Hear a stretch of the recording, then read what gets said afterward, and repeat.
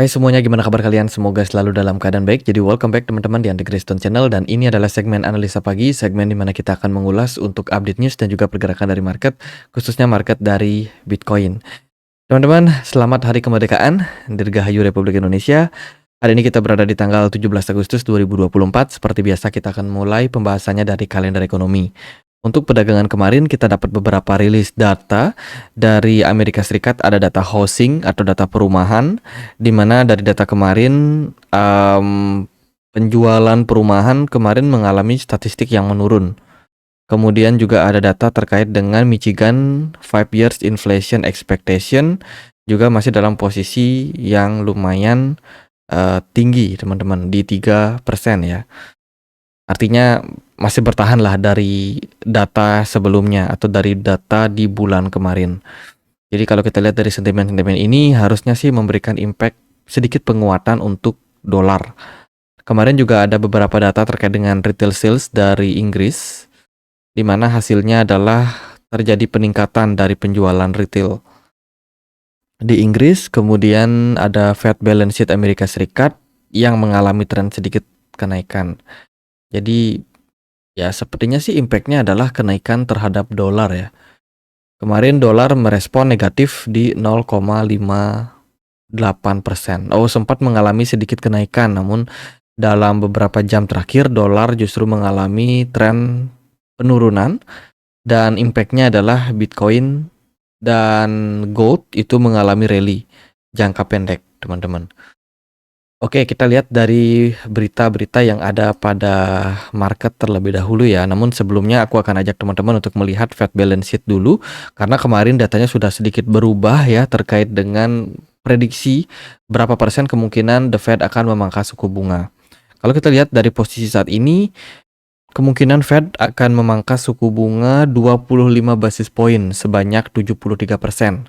Ini sudah jauh meningkat dibandingkan sebelumnya, di mana probability untuk Fed menaikkan suku bunga menurunkan suku bunga ya 50% atau 50 basis point itu lumayan tinggi. Namun sekarang probability-nya adalah 25%. Oke. Yang juga agak seru sih aku perhatikan adalah Kamala Harris. Belakangan ini di beberapa survei, Kamala Harris ini mengalami lonjakan yang sangat signifikan. Kalau kalian perhatikan dari chart ini, sejak bulan Maret sampai bulan Agustus awal, Donald Trump memimpin dengan perolehan jumlah suara yang cenderung lebih besar daripada pasangannya waktu itu Joe Biden, sebelum akhirnya digantikan oleh Harris ya. Dan saat ini Kamala Harris justru malah flip Donald Trump dengan potensial yaitu sebanyak 47% dibandingkan dengan Donald Trump masih di 46.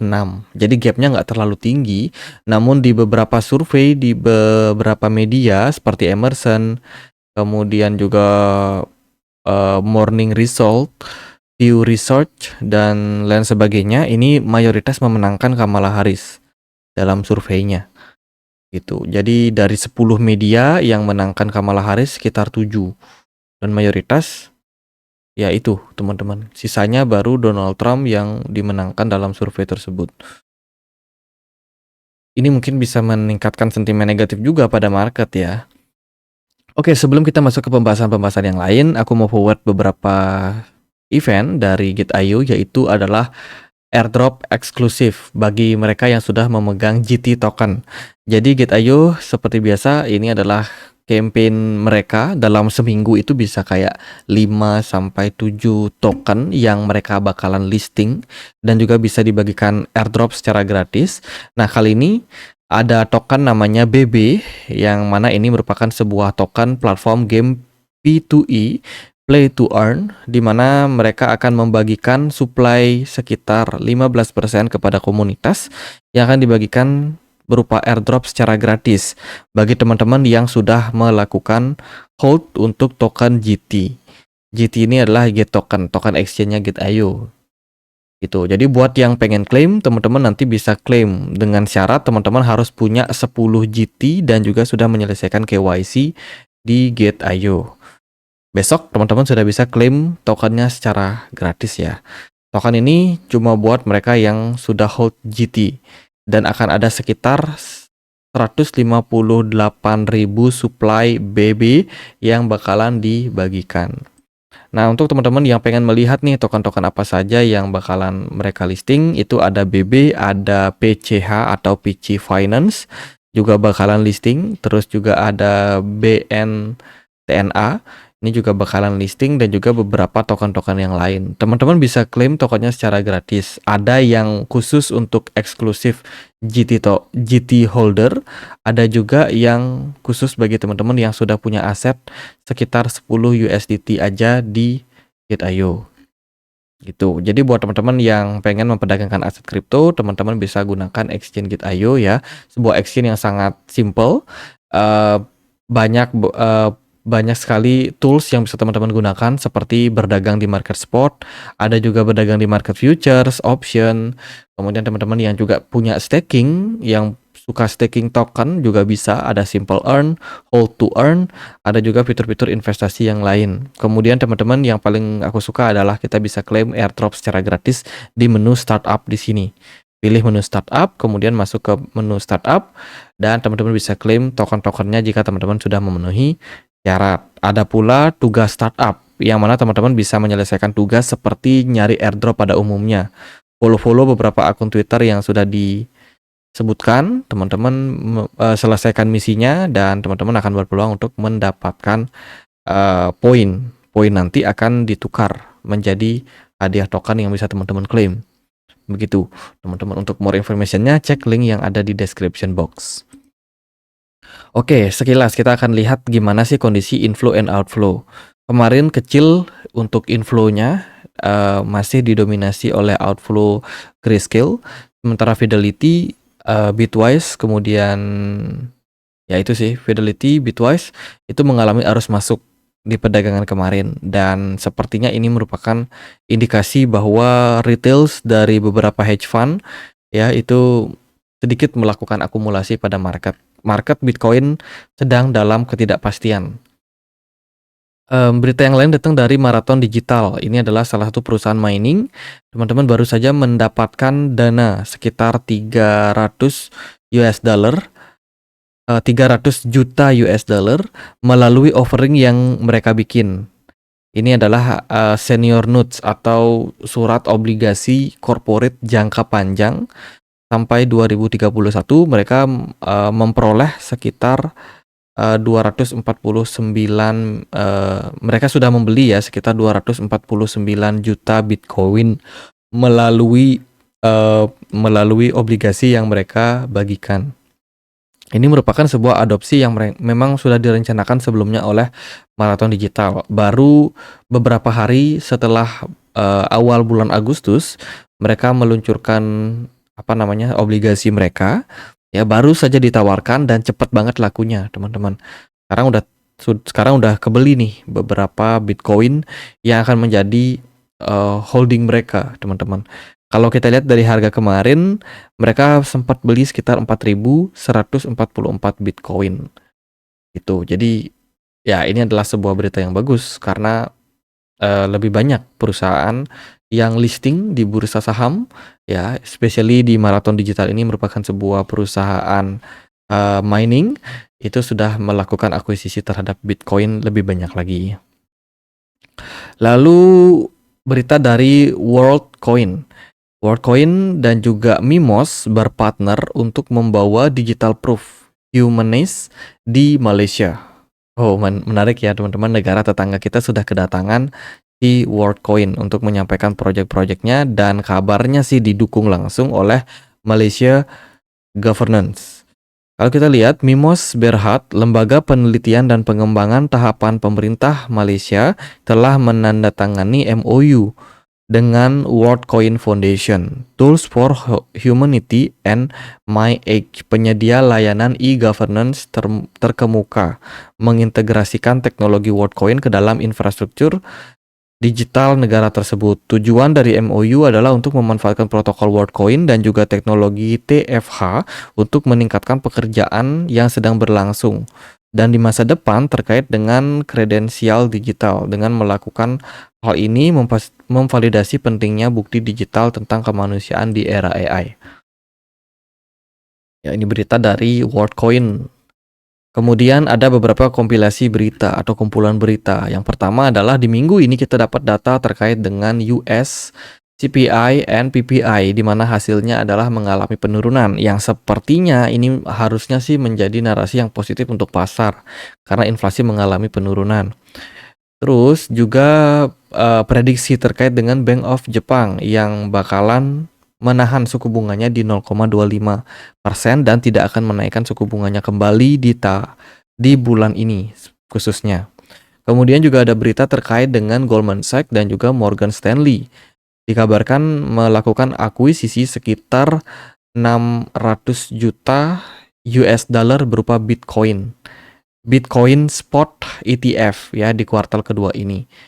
Ya, ini beritanya juga sudah dikonfirmasi oleh Bitcoin Magazine. Tapi yang di sini disebut adalah Morgan Stanley doang. Ya, si Goldman Sachs itu belum disebut. Terus juga ada berita terkait dengan Norwegian Sovereign Wealth Fund akhirnya melakukan akuisisi sekitar 2.446 Bitcoin. Menarik ya, salah satu lembaga dana kekayaan dari Norwegia akhirnya melakukan akuisisi terhadap Bitcoin. Kemudian juga ada update kasus terkait dengan SEC yang kemarin kembali memberikan semacam surat gitu kepada beberapa venture capital yang berinvestasi di Uniswap. Pasalnya Uniswap ini dianggap sebagai sekuritas oleh SEC sehingga bikin ya harganya cenderung agak sulit teman-teman. Kalau kita lihat dari kasus-kasus sebelumnya ada XRP, Ethereum, dan juga beberapa aset kripto yang kemarin dinyatakan juga sebagai sekuritas oleh SEC. Namun nasib baik Ripple atau XRP sudah bebas ya kan, meskipun harus bayar denda. Ethereum bebas mudah teman-teman.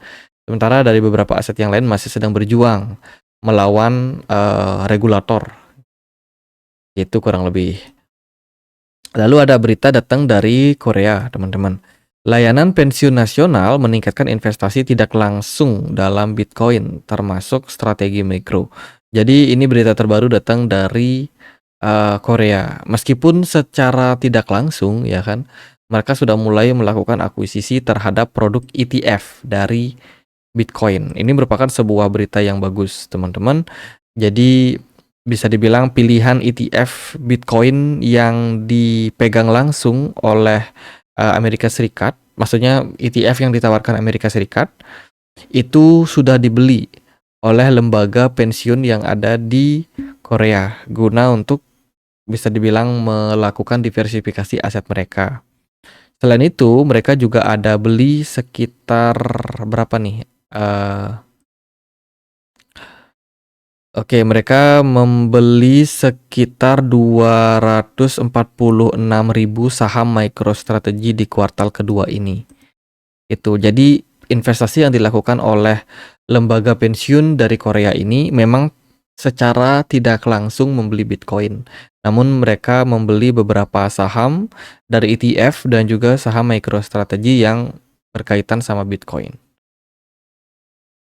Wazir, salah satu exchange yang ada di India yang kemarin kena kasus serangan dan menimbulkan kerugian untuk market untuk beberapa pengguna mereka, dikabarkan sudah selesai. Saldo akun telah dipulihkan dan semua perdagangan yang dilakukan di platform Wazir setelah penghentian tanggal 18 Juli telah dibatalkan atau sudah kembali normal saat ini dan ya perdagangan sudah bisa dilakukan kembali, teman-teman. Jadi berita bagus datang dari Wazir. Oke, kita sedikit kembali ke politik lagi. Donald Trump baru saja menargetkan namanya yaitu Cantor Fitzgerald sebagai partnernya ya. Ini merupakan seorang CEO dari Howard Lutnick yang mana dia dianggap bisa menjadi kayak tim suksesnya gitu, teman-teman. Tim suksesnya si Donald Trump ini. Jadi Donald Trump belum memilih wakil ya, tapi kita akan lihat nih seperti apa ke depannya lanjutan daripada uh, cara pemenangan dari Donald Trump. Kalau kita melihat dari beberapa survei tadi ya kan, Donald Trump ini seperti kayak terdesak teman-teman di beberapa negara bagian belahan Amerika Serikat. Oke, itu sih dari beberapa berita. Kemarin juga ada laporan tentang harta kekayaan dari Donald Trump. Oh, ini aku perhatikan aset Donald Trump ini banyak banget teman-teman, sampai 300-an aset ya.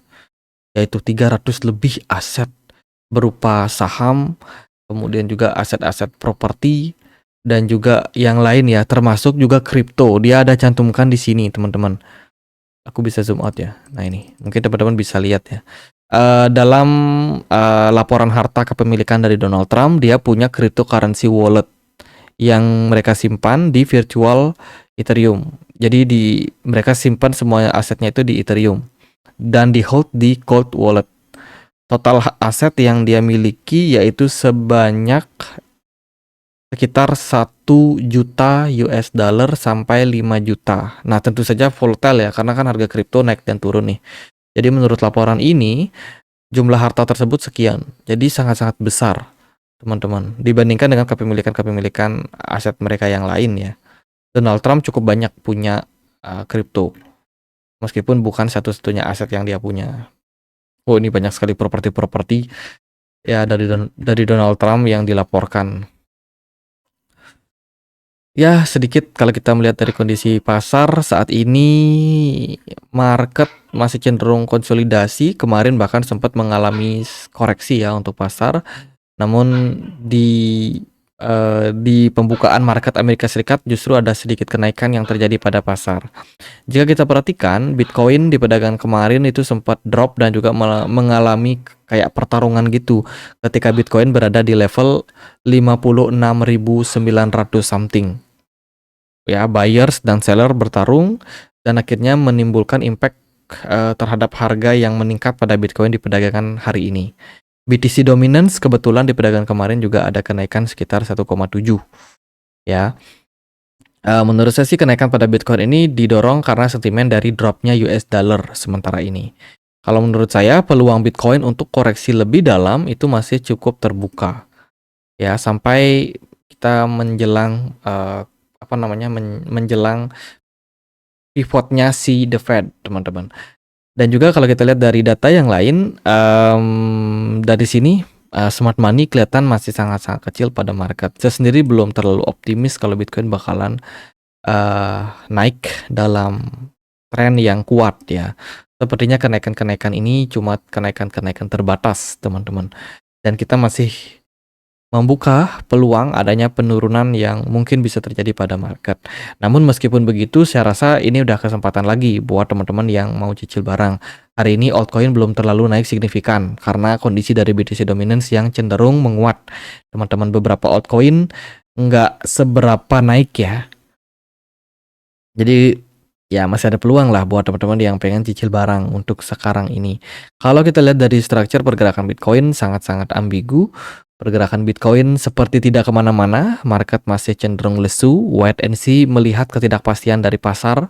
Teman-teman, dari time frame weekly, kita melihat adanya potensial sideways di kisaran level 58.000 ini.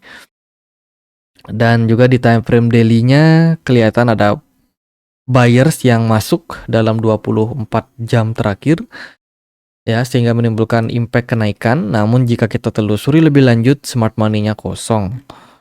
Oke, ini mungkin sebuah manipulasi yang terjadi pada market atau kenaikan secara jangka pendek saja. Itu. Kalau kita lihat dari volume sebenarnya nggak terlalu signifikan tinggi ya. Oke, gitu aja sih paling buat market. Kalau kita lihat saat ini peluangnya bagaimana? Bisa diperhatikan karena Bitcoin sudah kembali menembus area resistance di kisaran 58.500 yang saat ini menjadi level support terdekat ya, bisa jadi ya peluangnya adalah Bitcoin kalau koreksi akan menuju area tersebut. Apakah Bitcoin masih mungkin untuk naik sampai level-level di atasnya? Menurut saya mungkin, teman-teman. Bisa diperhatikan juga level 63.500 ya sebagai level resistance berikutnya untuk market. Market masih belum jelas arahnya, teman-teman. Jadi kalau dari posisi seperti ini, teman-teman mau melakukan akumulasi, ya menurut saya ini cukup menarik ya untuk kita lihat. Oke, gitu aja paling buat update kali ini. Semoga videonya bisa bermanfaat. Bila mana ada pertanyaan lain, ada kewilan buat dibahas, teman-teman bisa langsung tulis di kolom komentar channel YouTube ini. Kita juga punya komunitas diskusi di Telegram, tempat berbagi ya informasi tentang market, ataupun yang teman-teman pengen sharing something juga bisa langsung cek link yang ada di kolom deskripsi video ini. Jadi gitu aja, akhir kata saya Andre, makasih.